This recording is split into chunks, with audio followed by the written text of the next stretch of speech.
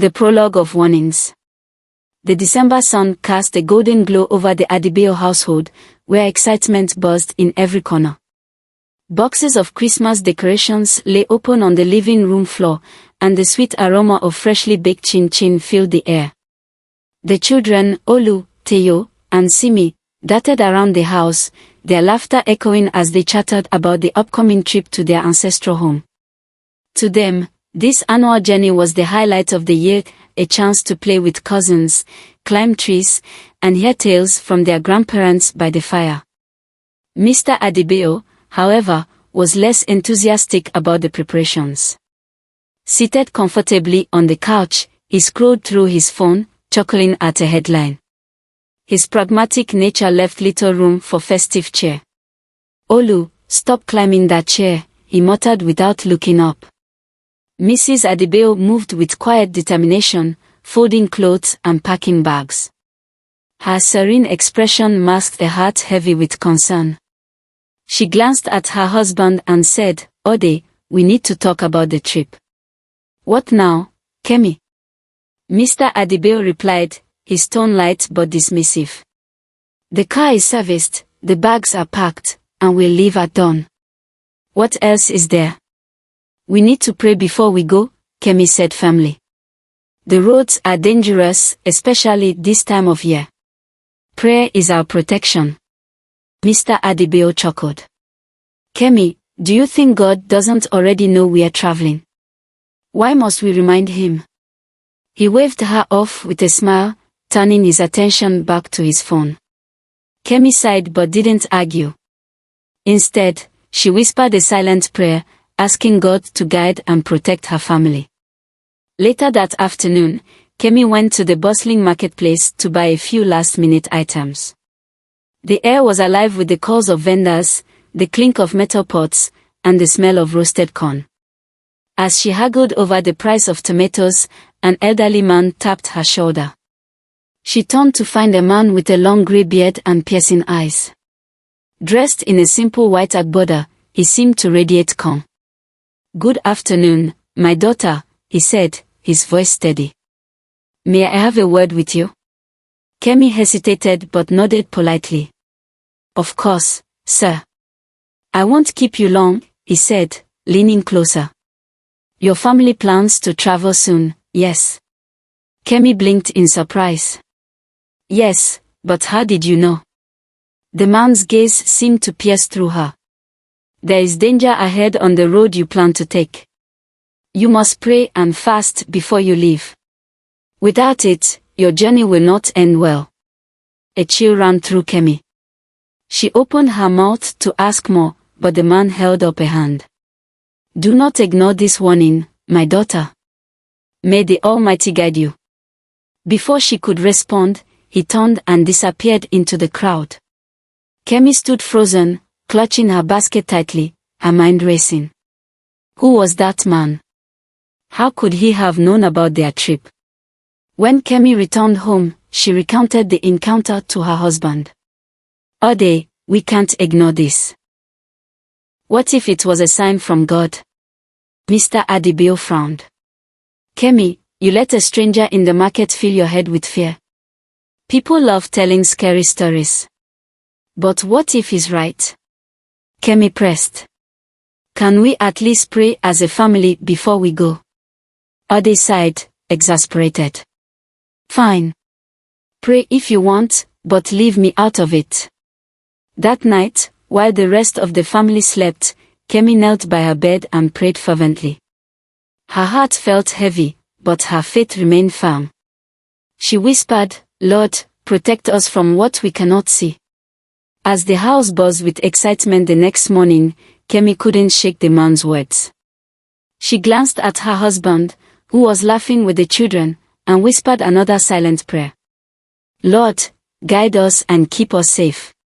Unbeknownst to her, forces beyond their understanding were already at work, setting the stage for a journey that would test their faith and change their lives forever. The family debate. The sun was barely up when the Adebayo household stirred to life. The children rushed around in excitement, their voices blending into a lively cacophony.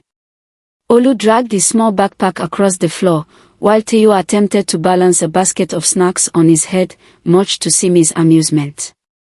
Amid the chaos, Mrs. Adebayo stood in the kitchen, her brows furrowed as she prepared breakfast. Her thoughts were heavy with the elderly man's warning. She couldn't ignore the nagging feeling that their journey required more than preparation, it demanded divine intervention. When the family gathered around the dining table, Mrs. Adebayo seized the moment. "Ade," she began gently, "before we leave, we need to pray and seek God's protection. The roads are unpredictable, and it's important to ask for guidance."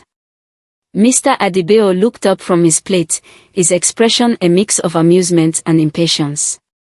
"Kemi, how many times have we made this trip? Nothing has ever happened. Why should this year be any different?" Mrs. Adebayo set her teacup down, her tone firm but calm. "It's not about what has or hasn't happened. It's about being prepared, spiritually. I can't shake the feeling that we need to take this seriously." Mr. Adebayo leaned back in his chair, chuckling. "So now you're listening to strangers in the market. Kemi, life is already full of enough worries. We don't need to create more."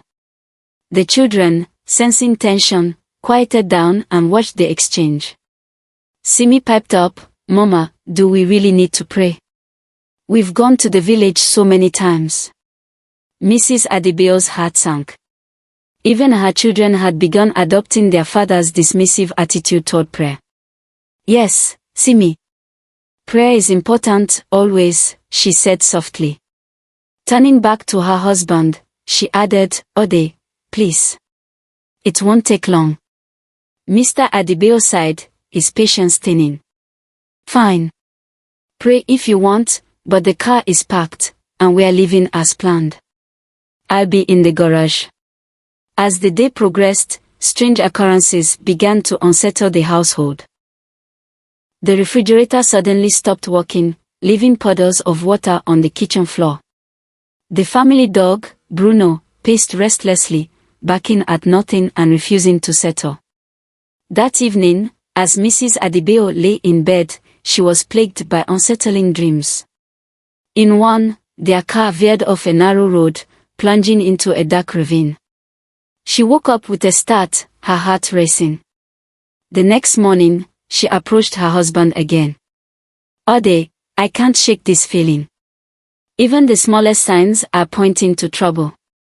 Let's postpone the trip for a day and fast together as a family." Mr. Adebayo groaned, exasperated. "Kemi, I'm not postponing anything. Do you know how much traffic there will be if we wait? Let's stop making mountains out of molehills." "But Ode," she started. "No buts, Kemi," he said, his voice sharp. "We are leaving. End of discussion." Reluctantly, Mrs. Adebayo conceded, though her heart remained heavy. She spent the night praying fervently, her words a silent plea for God's protection. When the morning came, the children were bubbling with excitement again, oblivious to their mother's unease.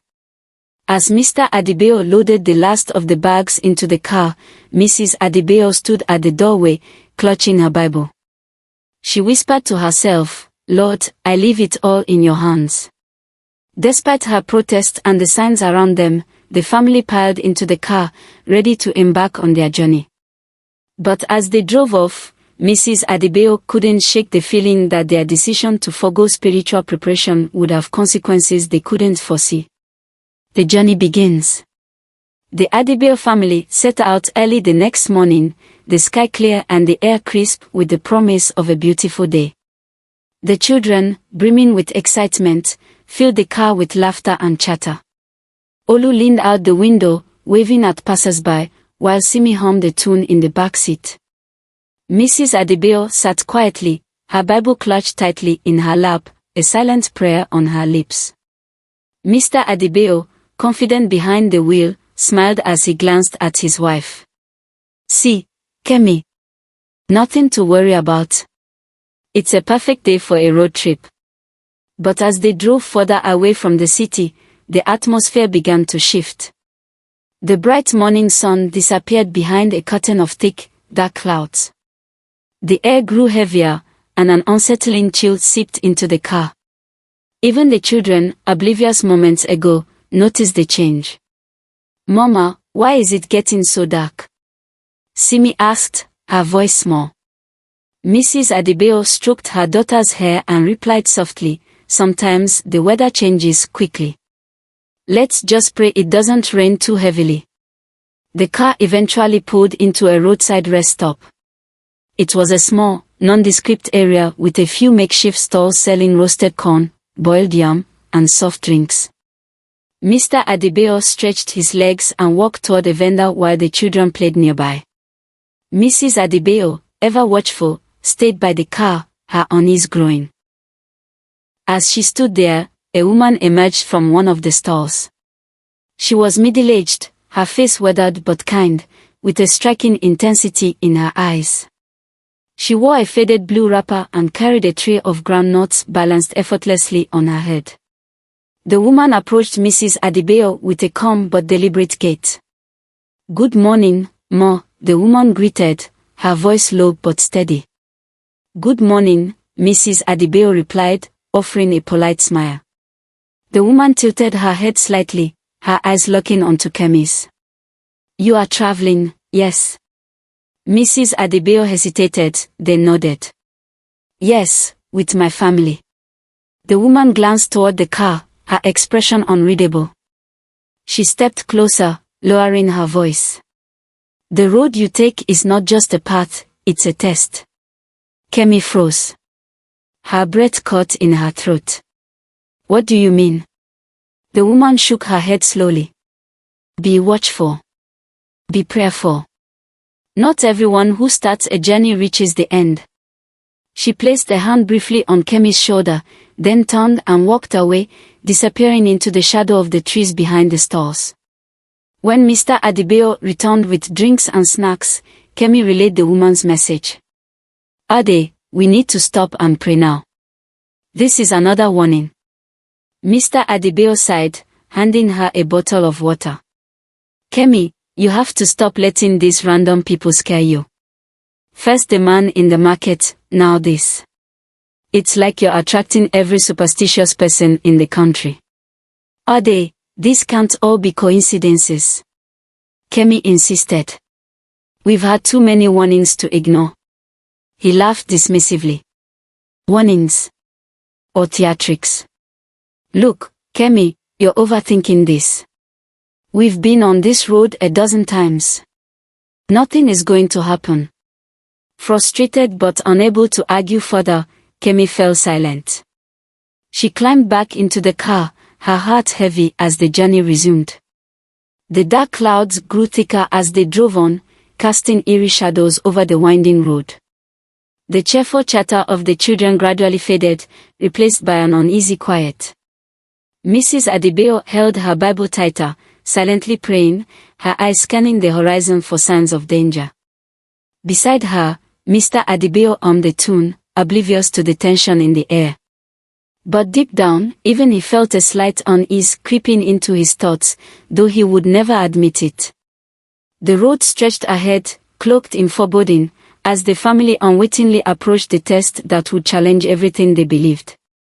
The cars unveiled. Far away in the quiet village of Ajigana, the festive air seemed to mock the hearts of a few bitter souls.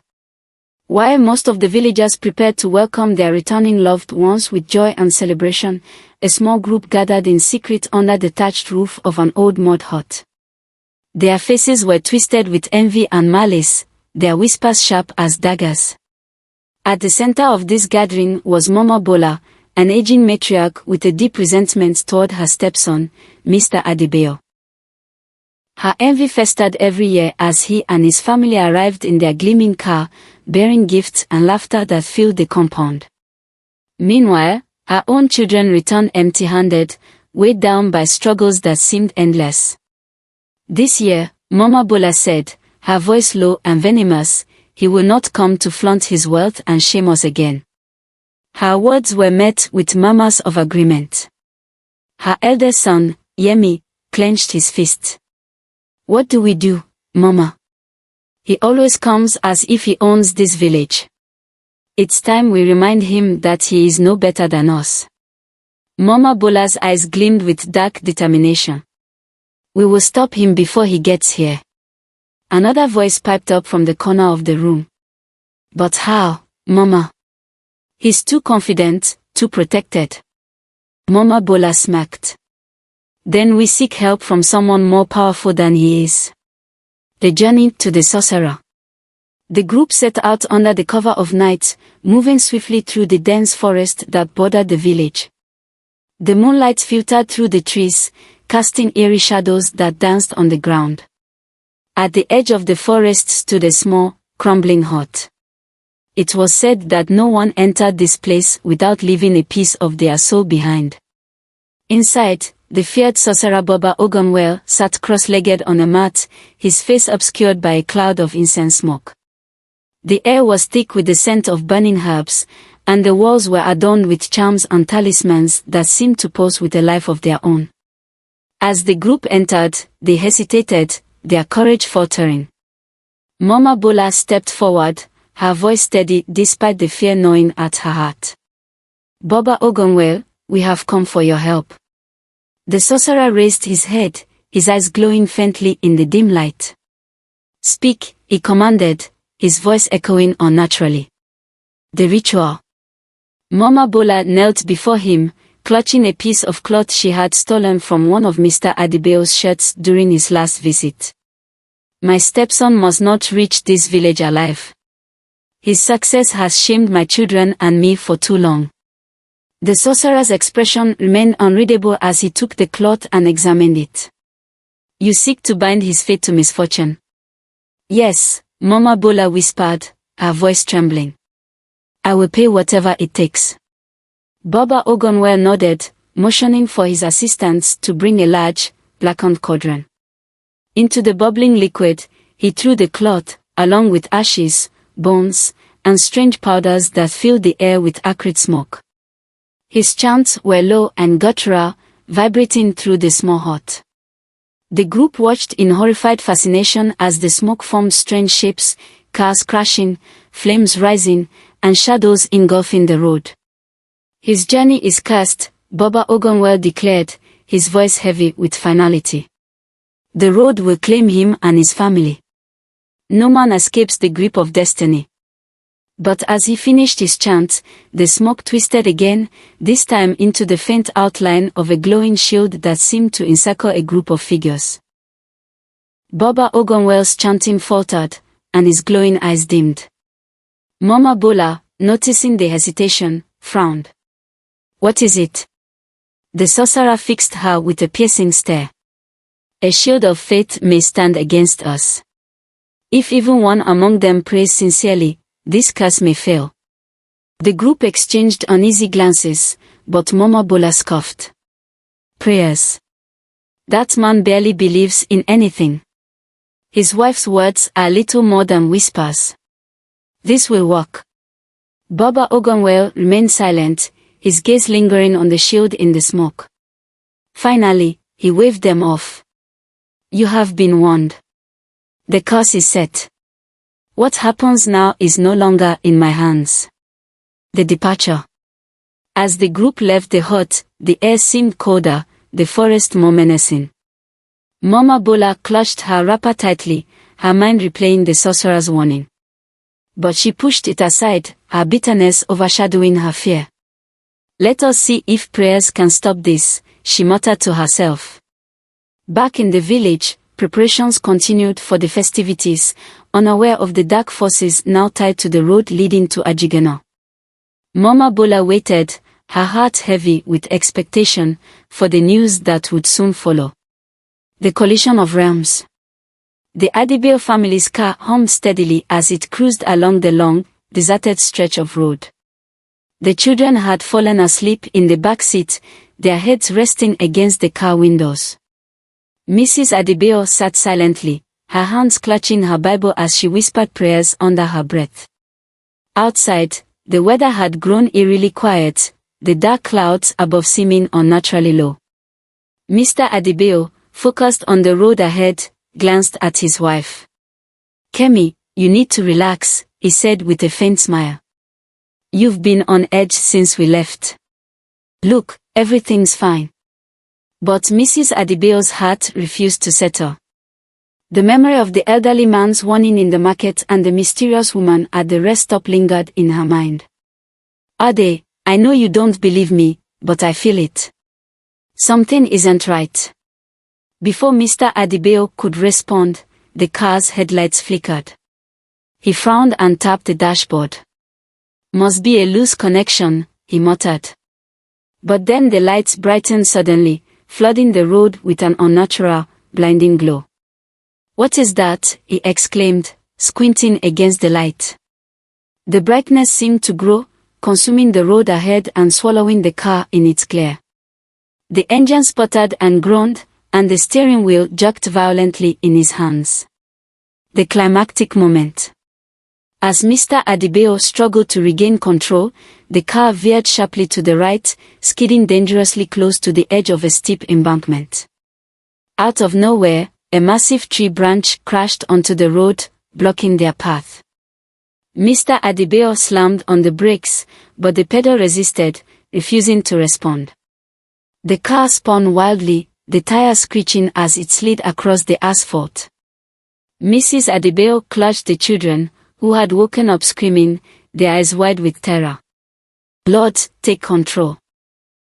She cried out, her voice breaking through the chaos. Suddenly, a deafening roar filled the air, as if the very earth was groaning.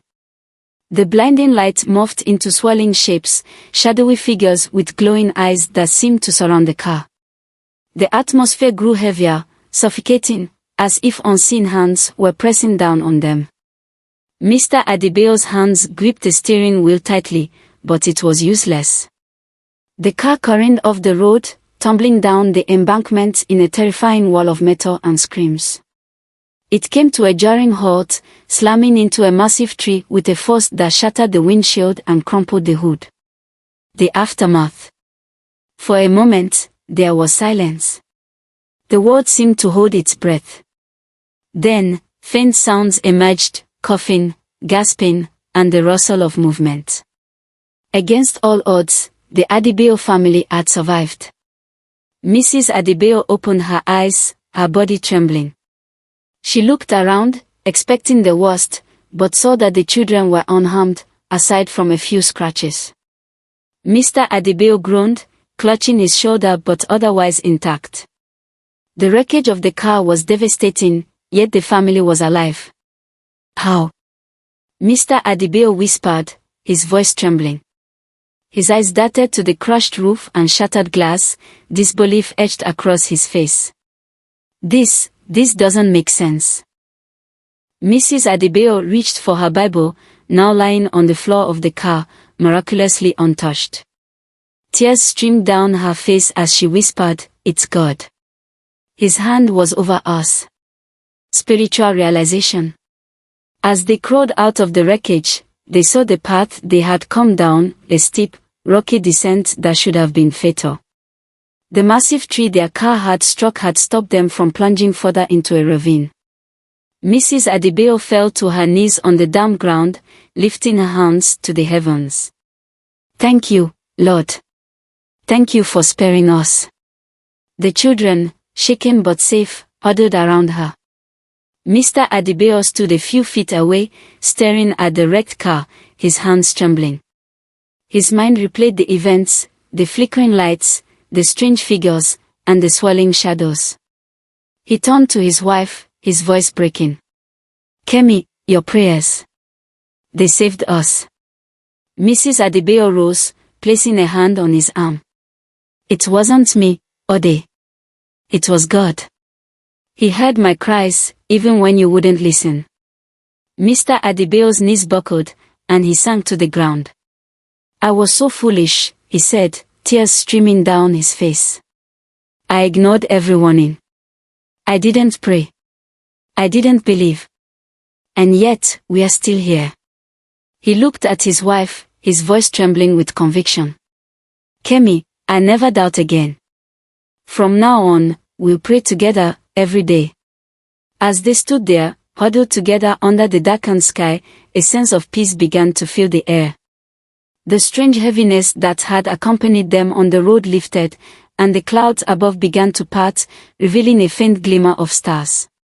Though their journey had been marred by terror, it was clear that the collision of realms, the physical and the spiritual, had left a mark on their lives. For Mr. Adebayo, it was a moment of transformation, and for Mrs. Adebayo, it was a confirmation of the power of faith, revelation and redemption. The Adebayo family sat on makeshift mats in the home of a kind-hearted villager who had offered them shelter after the accident. The children, though shaken, were beginning to laugh again, comforted by the warmth of the villagers who brought food and water. The scars of the harrowing experience were still visible, but the overwhelming feeling of relief overshadowed their pain. Mrs. Adebayo sat close to her husband, silently reading her Bible. Mr. Adebayo had barely spoken since they were pulled from the wreckage, his face etched with a mixture of guilt and awe. He stared at his bandaged arm, lost in thought. His mind replayed the vivid images of the crash, the blinding lights, and the otherworldly presence that seemed to encircle them. The elders' visit. As dusk settled over the village, the air grew cool and the hum of evening life filled the small compound. A knock at the door drew the family's attention. The villager hosting them opened it to reveal an elderly man dressed in a simple, flowing robe. His walking stick clicked softly against the ground as he stepped inside. "Good evening," the elder greeted, his voice calm but commanding. "I am Baba Aleo. I heard about the accident and came to speak with you." Mr. Adebayo rose to his feet, bowing slightly. "Thank you for coming, sir. We are grateful for the kindness of your people." The elder nodded, his sharp eyes studying the family. "Your survival is no coincidence. There is more to this than you know." Mrs. Adebayo's heart quickened. She motioned for the elder to sit, her voice steady but curious. "Please, Baba, tell us what you mean." Baba Aleo settled onto a stool, leaning on his cane. "News travels quickly in a village, my daughter. Your journey was not an ordinary one. Forces of darkness were set against you before you even left your home. It was the work of envy and jealousy." Mr. Adebayo's brow furrowed. "Envy? From whom?" The elder sighed deeply. "Your stepmother, Mama Bola, and her accomplices sought to harm you. They visited a powerful sorcerer, seeking to curse your journey. Their hearts burned with jealousy at your success and the joy you bring to this village." Mrs. Adebayo gasped, her hands flying to her mouth. Mr. Adebayo's face darkened, his hands clenching into fists. "Mama Bola. My own stepmother." Baba Aleo nodded solemnly. "Yes. But their plans failed. The shield of prayer around your family was stronger than their curse. It was your wife's faith that protected you. Without it, this would have been a tragedy." Mr. Adebayo's awakening. Mr. Adebayo sat back heavily, his eyes glistening with tears. He turned to his wife, his voice trembling. "Kemi, I owe you my life. I was arrogant, blind to the truth. You begged me to pray, to listen to the warnings, but I dismissed you. And yet, your prayers saved us all." Tears streamed down Mrs. Adebayo's face, but she said nothing, letting her husband's words fill the room. Mr. Adebayo knelt before her, his voice breaking. "I'm sorry, Kemi. For every time I mocked your faith, for every time I dismissed your wisdom. I was wrong. From now on, I will follow your lead. I will put God first in everything." The room fell silent as the children watched their father with wide eyes. It was a side of him they had never seen before, humble, vulnerable, and deeply grateful. The power of prayer. The following morning, the family invited the villagers to join them in a Thanksgiving prayer. Under the shade of a large mango tree, they gathered, a small but joyful crowd. Mrs. Adebayo led the prayers, her voice strong and filled with emotion. "Lord, We thank you for sparing our lives, for shielding us from harm, and for showing us the power of faith. May your name be glorified forever. The villagers echoed her words with heartfelt amens. Mr. Adebayo stood beside his wife, his hands raised in worship, tears streaming freely. For the first time in years, he felt the peace and strength that came from surrendering his pride. After the prayers, the family shared food and drinks with the villagers, turning the gathering into an impromptu celebration. The elder, Baba Aleo, stayed close to the family, offering words of wisdom and encouragement. Let this experience remind you, he said, that prayer is not just a ritual, it is a weapon. It shields, it protects, and it transforms. A new beginning. As the sun set on the village, the Adebayo family sat together under the mango tree, their hearts full. The scars of the accident remained, but they no longer felt like a burden. They were a reminder of God's mercy and the strength of faith. For Mr. Adebayo, it was a turning point, a chance to rebuild his spiritual life and lead his family with humility. For Mrs. Adebayo, it was a confirmation of the power of unwavering faith. And for their children, it was a lesson they would carry for the rest of their lives. The journey had been a test, but it had also been a revelation. Through it, they had discovered the true power of prayer and the unshakable bond of family. Together, they were ready to face whatever lay ahead. A new legacy. Months passed since the harrowing journey, and the Adebayo family slowly rebuilt their lives. The accident had left physical scars. Mr. Adebayo's arm bore a faint reminder of the crash, but the deeper wounds were spiritual and emotional. Yet, out of those scars came healing, growth, and transformation. In the mornings, the sound of prayer now filled the Adebayo home, led by Mr. Adebayo himself. Once skeptical and dismissive, he had become a man of faith, kneeling beside his wife and children to seek God's guidance and protection. His voice, once filled with pride, now carried humility and gratitude. Lord, he prayed one morning, his family gathered around him, thank you for sparing us. Teach me to walk in your ways, and let this family always glorify you. Healing and rebuilding. The change in Mr. Adebayo was evident to all who knew him. He became a vocal advocate for faith, often sharing his testimony with friends, neighbors, and colleagues. At church, he would recount the miraculous events of the journey, urging others never to underestimate the power of prayer. His relationship with his wife and children also flourished. Where he had once dismissed Kemi's concerns, he now sought her wisdom and guidance. Together, they worked to instill faith and humility in their children, teaching them the importance of relying on God in all things. The Adebayo home became a place of peace and love, a stark contrast to the tension and doubt that had once lingered. The family's bond grew stronger, rooted in their shared experience and the grace that had sustained them. Confrontation and forgiveness. Years later, during a family gathering in Ajigana, Mr. Adebayo decided it was time to confront the source of their ordeal. Mama Bola, his stepmother, sat on the veranda of her small hut, her face etched with lines of bitterness and regret. Her once fiery resentment had faded into quiet guilt, as the failure of her dark plans weighed heavily on her conscience. When Mr. Adebayo arrived, she looked up with a mix of fear and shame. "John," she began, her voice trembling, I didn't think you would ever return." He stood before her, his expression calm but resolute. "Mama Bola, I know what you did. I know about the curse, the sorcerer, and the envy that fueled it." Her eyes filled with tears as she bowed her head. "I was wrong," she admitted, her voice barely above a whisper. "I let jealousy consume me. Please, forgive me." To her surprise, Mr. Adebayo stepped closer and placed a hand on her shoulder.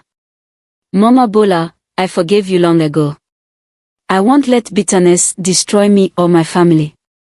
Whatever you did, God turned it around for our good."